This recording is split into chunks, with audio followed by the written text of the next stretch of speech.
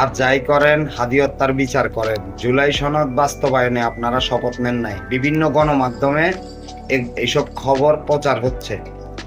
আসল কথা হচ্ছে জুলাই সনদ বাস্তবায়ন আপনাদেরকেই করতে হবে, কেননা জনগণ ভোট দিয়ে আপনাদেরকে জনপ্রতিনিধি হিসাবে নির্বাচিত করেছেন।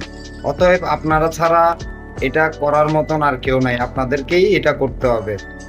তো জুলাই সনদ যদি বাস্তবায়ন না করেন তাইলে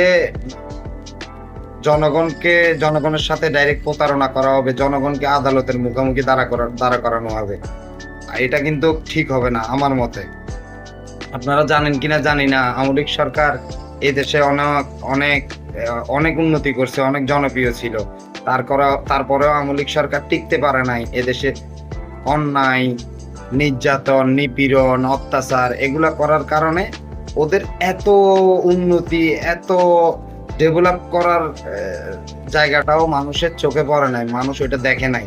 মানুষ এক কথাই আমরা অন্যায়, অবিচার, নিপীড়ন মানে স্বৈরাচারী শাসক আমরা চাই না, স্বৈরাচার শাসক হিসাবে ওনারে দৌড়াই দিছে। তো জনগণ পারে না এমন কোনো কাজ নাই।